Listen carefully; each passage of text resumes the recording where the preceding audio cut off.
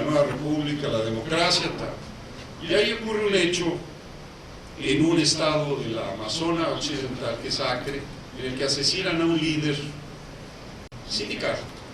Después la prensa lo va a convertir, la prensa internacional lo va a convertir en un famoso ambientalista, pero no fue ambientalista, era simplemente un sindicalista, orientación marxista, de izquierda, nada, no me voy a poner a eso, era eso, Chico Méndez. Asesinan a Chico Méndez y empieza una campaña internacional. Era una figura, yo era corresponsal de prensa y nunca había oído hablar de Chico Méndez, entonces voy al Congreso, pregunto, ¿y Chico Méndez quién es? Y nadie sabía. Había algunos líderes de Acre que sabían quién era Chico Méndez. No obstante, la prensa internacional levanta la siguiente tesis: Brasil asesina a sus guerreros de la selva.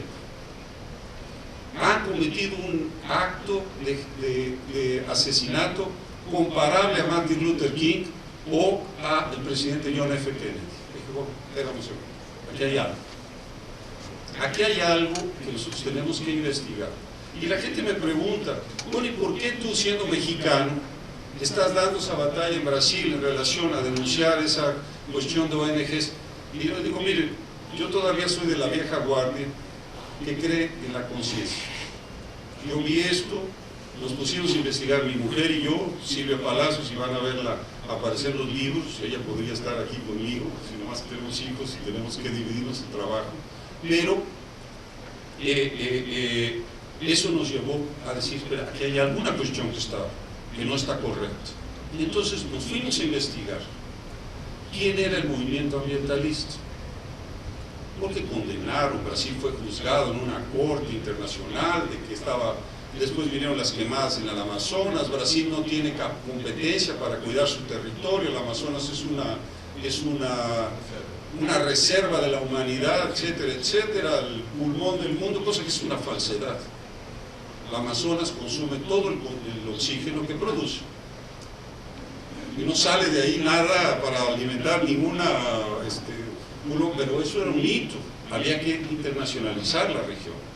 Entonces ahí empezamos a investigar y llegamos a conclusiones muy interesantes. Cuando se termina el colonialismo, es decir, que básicamente la guerra de los Boers, Inglaterra, esto final del siglo XIX, que tenga interés puede ver, Inglaterra percibe que el colonialismo ha llegado al límite de mantenerse por mano militar, es inviable, cosa que los americanos empezaron a entender ahora, algo que los ingleses entendieron 100 años antes. No hay forma de mantener colonialismo hoy de mano militar. Y lo único que hicieron produciendo los bombardeos de Irak, Libia, etcétera, es la nación islámica. Esa barbaridad que estamos viendo fue hija de las bombas de destrucción de 20 años. Ellos son responsables de eso. Ahora, resolver requiere autoridad legítima. Y no es el bombardeo autotitulado que va a acabar con eso. Autoridad legítima en guerra justa requiere causa justa y requiere autoridad legítima. Y eso solamente se puede dar en el ámbito del Consejo de Seguridad de las Naciones Unidas, con la aprobación del gobierno de Siria y el gobierno de Irán, para poder combatir por tierra una cuestión que es aberrante. Es decir, y lo digo porque esto es el origen exactamente de estas formas que vemos. Pero Inglaterra había entendido eso en la guerra de los Boers. Y Inglaterra se preparó para cambiar. Crea la Comunidad de las Naciones, crea el Commonwealth, crea una forma diferente de control para poder trabajar el problema de las independencias que se venían. El presidente Roosevelt, en las conferencias del Atlántico, en 1941, antes de Pearl Harbor, antes que Estados Unidos entrara en la guerra, le dice al primer ministro Churchill que si ellos entran a la guerra, no van a entrar a defender el imperio británico, ni ningún imperio, ni potencia colonial. Eso está ahí en las conferencias del Atlántico. Y Churchill dice, yo no nací para, es decir, decretar el fin del Imperio Británico, pero fue la imposición de Roosevelt en cuanto a la India, en cuanto a otras posiciones. No me voy a meter en mucho ese detalle, pero simplemente para marcar que el viejo colonialismo había puesto su punto final en el términos de poder mantener ese colonialismo paramilitar. Entonces va a ocurrir un fenómeno interesante después de la guerra. El Imperio Británico, las provincias, los gobernadores del Imperio Británico van a cobijar en una organización que se llama WWF, World Wildlife Fund for Nature, un osito panda bonito, muy simpático, cautivador, es decir, bueno, sentimiento de proteger una especie en extinción. Los gobernadores del Imperio Británico pasan a ser los directores del WWF, presidido por el príncipe Bernardo de Holanda y el segundo el príncipe Felipe de Edimburgo, consorte de la reina. Consorte se presta a decir, porque yo digo en brasileño, consorte es con suerte, ¿no? Digo, él no llevó mucha suerte con la reina Isabel II, pero el problema es, bueno, el príncipe Bernard entra en el escándalo de Lockheed, escándalo de corrupción, cae, él pasa a formar el grupo 1001, que van a ser las grandes fundaciones de recursos naturales. Estoy ahí, por ejemplo, estableciendo Unilever, Shell, British Petroleum, Anglo American, De Beers, Diamantes, control que existían las corporaciones que se reúnen en una cuestión que se llama Consejo de la Reina, que da la partida en 1961 a la creación del WWF. Eso está probado. Incluso en 2001, cuando lanzamos el libro, esta organización en Brasil procesa diciendo que nosotros estábamos mintiendo, porque el príncipe Bernardo militó en el partido nazista, y entonces nos procesaron diciendo que eso era una invención nuestra. Cuando llegamos al juez con la cartera de afiliación del príncipe Bernardo en el partido nazista, ahí cayó todo eso. A partir de ese momento no existimos, no vale, no existimos, simplemente ni nos procesan, ni polemizan, nada, no existimos, deja que ellos corran solo, porque la demanda que ellos hicieron contra nosotros proyectó el libro Mafia Verde. Ellos cometieron el error de su vida, porque nosotros no somos absolutamente nada. Y las corporaciones que estaban en el WWF, que era Roberto Mariño de Globo, que era otras corporaciones, Banco Safra, etc., nos dan una proyección enorme. Yo estando en el Congreso, nos enteramos que hay un proceso, y bueno, ahí imagínense lo que va a pasar por eso. Es decir, no hay nada más delicioso a leer que algo prohibido. Entonces, ¡pum! Es decir, se da una explosión. Yo viajo por todo el país a partir de 2001, y ahí se empieza a crear una reacción a esto. El ambientalismo es algo que, por ejemplo, retrata muy bien en América Latina el presidente Correa, Rafael Correa de Cuadros. Y una vez llegan los movimientos ambientalistas, indigenistas, y le piden que tiene que hacer esto o lo otro. Y le dice, yo fui electo para gobernar para el progreso del pueblo ecuatoriano. Si ustedes quieren imponer una agenda como la que ya estaba permaneciendo en Brasil y en otras partes, elijan un presidente, decir, como ustedes quieran, y impongan las condiciones. Esto porque no dejaban la exploración del petróleo en la Amazonía ecuatoriana. Y dice una cosa que yo más hablé en el Congreso, porque no piensen que esta cuestión es de la derecha, porque van a decir, no, es que la ultraderecha de productores agrícolas quieren impedir el ambientalismo. No, lo está diciendo el que se considera heredero después de la muerte de Hugo Chávez, del movimiento del ALBA o del nuevo socialismo. Entonces, Correa dice una cosa muy interesante. Es el único presidente que se ha atrevido a señalar esto. Dice, este indigenismo infantil que ve la miseria como parte del folclore, la miseria como parte del folclore y los indios como parte del paisaje. Eso es, ¿cómo puedo decir? Esto es para ser grabado en la posteridad, porque eso es la verdad. ¿Sí? Esto es lo que quieren hacer estos grupos. Entonces, se va a plantear este movimiento, y yo te puedo repasar rápidamente, pero creo que es ahorita agarrar un concepto y después podemos desarrollar. Entonces, este es el punto de partida. ¿De dónde viene el ambientalismo?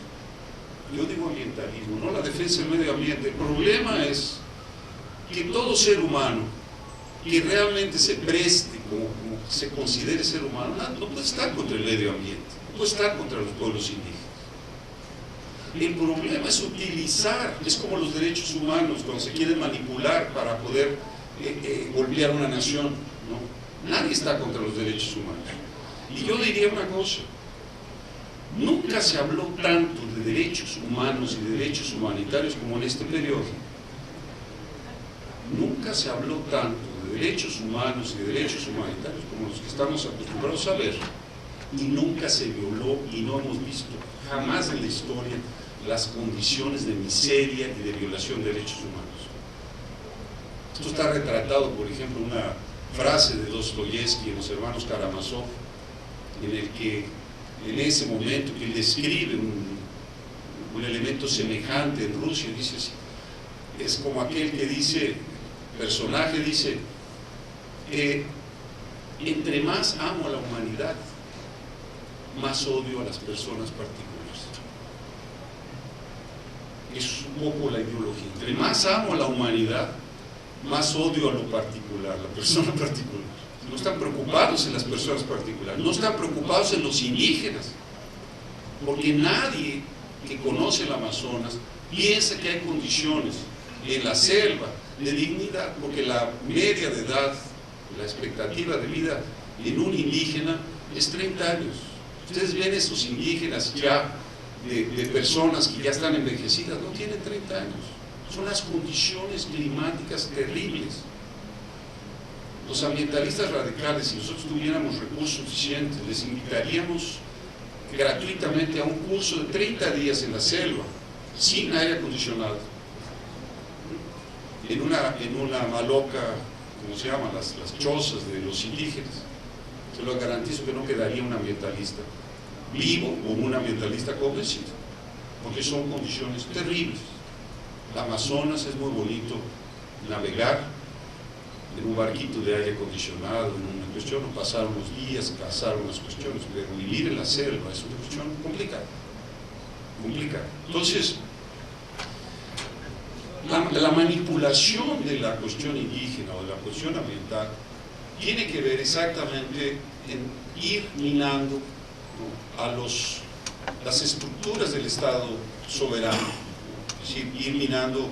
Decía el cardenal de Guadalajara, tuvimos un evento, yo vengo regresando de Guadalajara hace 3 semanas, y el cardenal Juan Sandoval decía una cuestión, decía, estamos bajo un ataque del gobierno mundial en el que se está atacando el Estado, las Fuerzas Armadas, la familia y la Iglesia. Si esto lo logran avanzar, entonces la idea de gobierno mundial vuelve con toda fuerza. Dicho por un amigo de Bergoglio, fue el que vozó, el vocero de los votos en el cónclave, dicho por él mismo, y dijo una cosa que estaremos publicando la próxima semana. Dice, al Papa Juan Pablo II lo atacó el comunismo, le hizo un atentado, y yo ya le dije al Papa Francisco que si va a haber un atentado después de la encíclica, no la encíclica, carta pastoral, Evangelio Gaudium, será el capitalismo que hará el atentado contra el Papa Francisco. Lo digo aquí porque lo dijo públicamente, no estoy haciendo un escándalo, pero lo dijo tal, y el Papa está diciendo muchas veces, bueno, si me atentan, le doy gracias a Dios, acaba de declarar hace 2 días, y yo digo, bueno, no sé qué sabe el Papa Francisco. Déjenme repasar un poco algunas cuestiones. Bueno, la crisis mundial y la guerra por los recursos, el fracaso de ese nuevo orden mundial y las alternativas de Brasil y Argentina en el eje Amazonas-Patagonia. ¿Seremos potencias ambientales como nos quieren imponer o seremos potencias industriales? Es decir, y eso está claro. Y 2, Amazonia-Patagonia, porque son las zonas, los 2 vacíos estratégicos de nuestro continente. Es decir, los recursos naturales de Amazonia y los recursos naturales de Patagonia son de los 2 grandes vacíos. Fuera de ahí, Siberia, África. Pero hay un problema en África, que para explorar los recursos agrícolas de África necesitas agricultores que no tienen, y para explorar los recursos minerales necesitas un ejército, y mientras tengas el dominio de un recurso con un ejército podrás explorar los recursos naturales, minerales, porque puede llegar otro ejército y te deslocar. Entonces, las grandes reservas están en Siberia, que nadie va a tocar, porque está protegido por un campo nuclear, por una capacidad nuclear, y es la pugna que hay con Putin y todo esto, que no voy a entrar porque sería otra conferencia. Pero tenemos 2 grandes áreas mundiales, 2 vacíos demográficos ricos en recursos naturales: Amazonas y Patagonia. Y esos son los blancos, en mi entender, de este movimiento. Yo decía, Príncipe Felipe, ahí lo tienen, ahí está el osito panda, y tuvimos la oportunidad ahora que Marina Silva llega después de la muerte trágica del candidato del gobernador Pernambuco, Eduardo Campos, tener la posibilidad de que ella llegara. Ella es la heredera del asesinato de Chico Mendes y fue proyectada su carrera política por las ONGs y por las ONGs. El dinero que recibió tal venía de las corporaciones, de los bancos, etcétera, etcétera. Esa fue construida, esa carrera política. Y hubo una alerta porque de repente tenía posibilidad de ganar.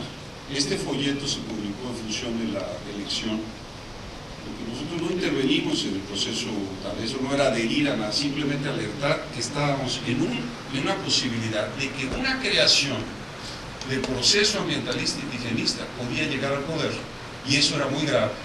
De esto se distribuyeron nosotros directamente 40.000 folletos, pero esto llegó a 1 millón posiblemente de lectores, porque esto golpeó la campaña de forma, irrumpió la campaña, así como irrumpió la candidatura, irrumpió la campaña, lo que nosotros sabíamos. Entonces, Marina Silva, le ponemos, y la astucia ambientalista de un viejo colonialismo. Es decir, fue lo que pero no les voy a platicar secretos de cómo llegó y cómo se difundió, porque en realidad bueno, es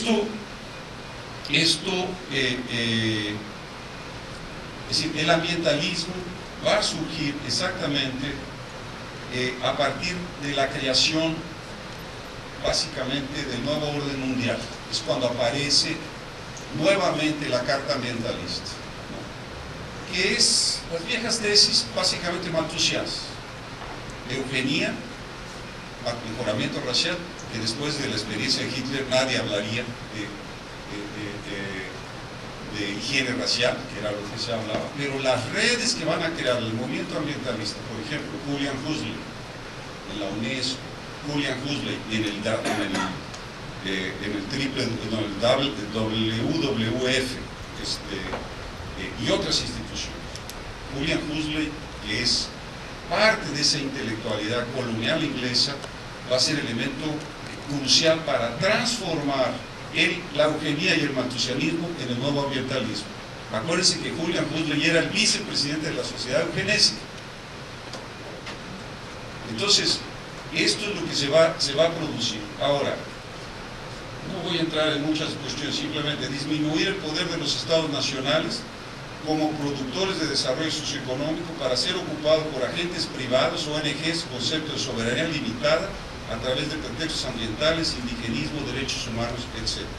Privatización de empresas estatales estratégicas, principalmente recursos naturales e infraestructura, y consolidar el ambientalismo en la política internacional. Eso ocurrió exactamente después, primero, de Malvinas, que fue esa alerta de que estaba el colonialismo encendido, y después el orden mundial de Bush 10 años después, 9 años después. Desmantelamiento de las Fuerzas Armadas a través de recortes presupuestales, el desmantelamiento de programas de tecnología avanzada en Brasil, en Argentina, y la imposición del régimen de apartheid tecnológico bajo el pretexto de la no proliferación de tecnologías de uso dual, etcétera, etcétera. Y la institucionalización del ambientalismo y indigenismo como instrumentos de interés político, estratégico, económico, académico, los medios y agentes no gubernamentales. Bueno, pero ese poder hegemónico, usando la palabra que utilizó el Papa, se pasó de la rosca. Se pasó de la rosca y nos tenemos es decir, un fracaso de las intervenciones militares, un fracaso.